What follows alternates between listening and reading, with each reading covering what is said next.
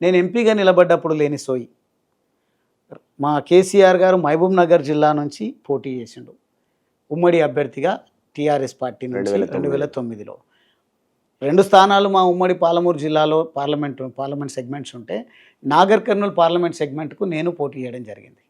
నన్ను టీఆర్ఎస్ అభ్యర్థిగా ముందు ప్రకటించి నేను పని చేసుకుంటూ పోతున్నా. 2-3 రోజులలోనే నన్ను అడగకుండానే, నాతో మాట్లాడకుండానే మళ్ళీ ఎంపీ అభ్యర్థిగా నేను ప్రకటిస్తున్నాం, వచ్చి మాట్లాడు అన్నారు.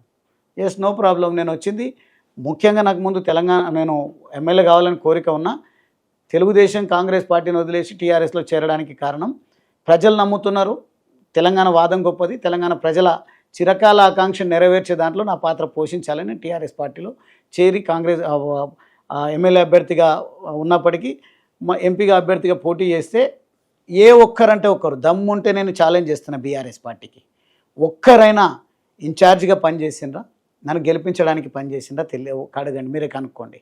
ఒక్కరు కూడా చేయలే. పైపెచ్చు దగ్గరుండి మోసం చేసేటువంటి కుట్రలు కొంతమంది చేస్తుండ్రు ఈరోజు, చేసిండ్రు ఆ రోజు. ఇప్పుడేమో నేను పార్టీ వదులుతున్న అనగానే మేము ఏదో ప్రపంచం సృష్టిస్తాము, ఇక గువ్వల బాలరాజు ఎంబడి ఎవరిని పోకుండా మేము కట్టడి చేస్తాము అనే విధంగా ఒక పెద్ద మీటింగ్ పెట్టిండ్రు. ఫంక్షన్లో 2000 మంది 1500 మంది మీటింగ్. అది దానిలో మీటింగ్ పెట్టి కాడర్ కాదు, బ్రోకర్లు రాలేదు నా ఎంబడి. ఎవరైతే ఎన్నికల సందర్భంలో ఒక ఆయన కమ్ముడు పోయినరో, ఇక పేరు సందర్భం వచ్చినప్పుడు చెప్తావా, తగ్గకుంటే అన్ని విషయాలు చెప్తా, తగ్గితేనేమో వదిలేస్తా. ఒకరేమో స్వార్థం కోసం మా వాళ్ళను కంట్రోల్ చేసిండ్రు. రేవంత్ రెడ్డి గారేమో ఈసారి గువ్వల బాలరాజు ఎట్టి పరిస్థితుల్లో ఓడిపోవాలి, గువ్వల బాలరాజు నా సొంత గ్రామంలోనే ఒక బీసీని ఎంపీపీ చేసిండు, బీసీ మహిళను. అదేవిధంగా మా నియోజకవర్గం నా సొంత గ్రామం నుంచే పార్టీ ప్రెసిడెంట్ చేసిండు.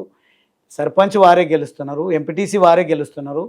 తనకు కూడా 3 సార్లు అక్కడ మెజారిటీ వచ్చింది, ఒకసారి ఎంపీగా 2 సార్లు ఎమ్మెల్యేగా. ఈసారి ఎట్లయినా సరే ఈయన పైన ఏదో ఒక ముద్ర వేసైనా సరే నిలువరించాలని కోరుకున్నారు. కాబట్టి ఆయన ఎంచుకున్న పంతా ఏంది అని అంటే, గువ్వల బాలరాజు అందరి వాడు కాదు, అగ్రవర్ణాల వ్యతిరేక అనే ముద్ర వేసిండ్రు. 100%. 3 సార్లు నేను ఒకసారి ఎంపీగా 2 సార్లు ఎమ్మెల్యేగా పోటీ చేసినప్పుడు లేని విమర్శ, అగ్రవర్ణాల వ్యతిరేక అనే విమర్శ రేవంత్ రెడ్డి గారు, సునీల్ కనుగోలు గారు స్ట్రాటజీ చేసి నన్ను ఓడించవచ్చు.